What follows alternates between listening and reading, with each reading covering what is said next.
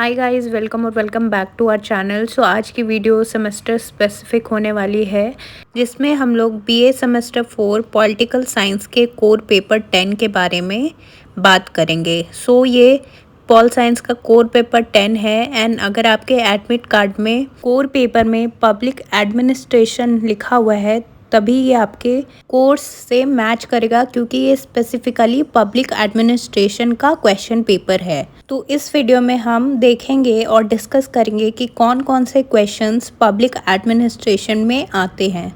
तो यहाँ पे लिखा है कि answer any 5 question in which question number 1 is compulsory.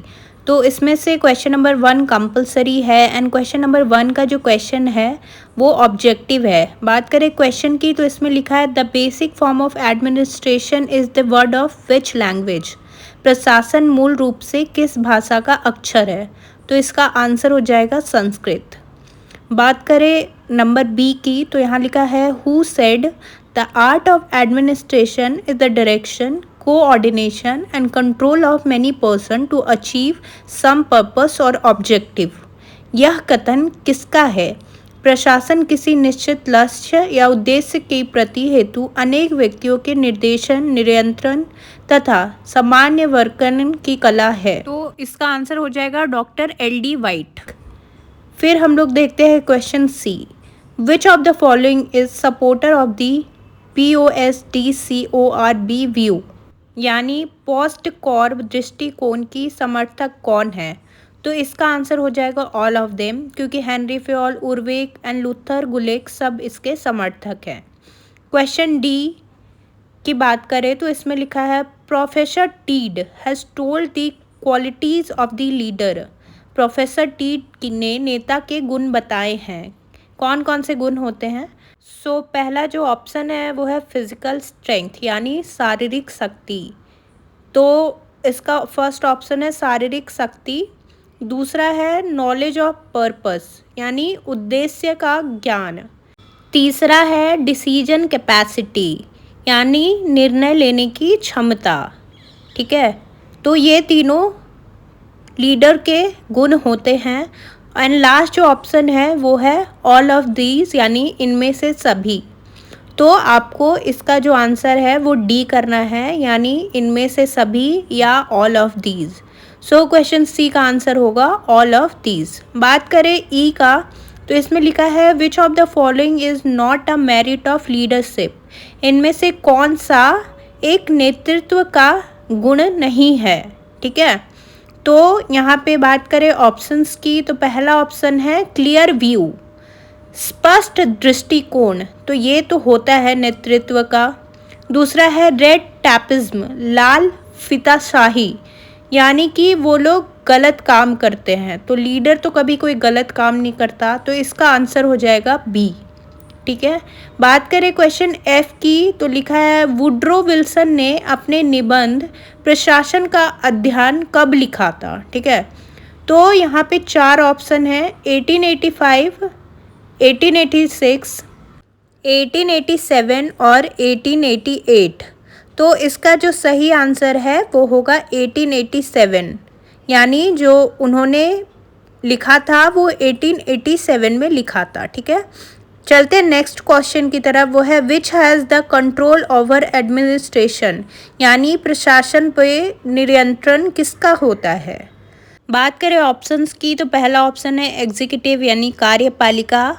दूसरा है लेजिस्लेटिव, यानी विधायिका। तीसरा है जुडिशियरी। तो इसका जो सही आंसर होगा वो 1 होगा, यानी एग्जीक्यूटिव कार्यपालिका। नेक्स्ट क्वेश्चन है who formulate the central budget in India. Bharat में केंद्रीय बजट का निर्माण कौन करता है।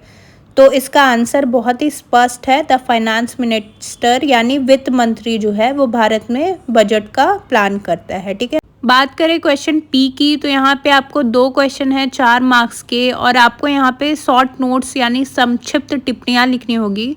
तो पहला क्वेश्चन है give the meaning and definition of leadership, यानी नेतृत्व का अर्थ लिखें। दूसरा है explain the concept of new public administration, यानी नवीन लोक प्रशासन की अवधारणा को स्पष्ट कीजिए। सेकंड जो क्वेश्चन है वो है 16 मार्क्स का। यहाँ पे क्वेश्चन है explain the nature and importance of public administration, यानी लोक प्रशासन की प्रकृति और महत्व का वर्णन करें। तो ये 16 मार्क्स का क्वेश्चन है, तो आपको इसे अच्छे से एक्सप्लेन करना होगा, ठीक है। थर्ड क्वेश्चन है discuss the main feature of new public administration, यानी नवीन लोक प्रशासन के मुख्य विशेषताओं का वर्णन करें। ये भी क्वेश्चन 16 मार्क्स का है, तो आपको इसमें अच्छे से एक्सप्लेन करना होगा। फोर्थ क्वेश्चन है distinguish between line and staff agencies, examine the functions of staff agencies, यानी सूत्र एवं स्टाफ अभिकरणों के अंतर को स्पष्ट कीजिए, स्टाफ अभिकरणों को कार्य का प्रशिक्षण कीजिए। ये भी 16 मार्क्स का क्वेश्चन है।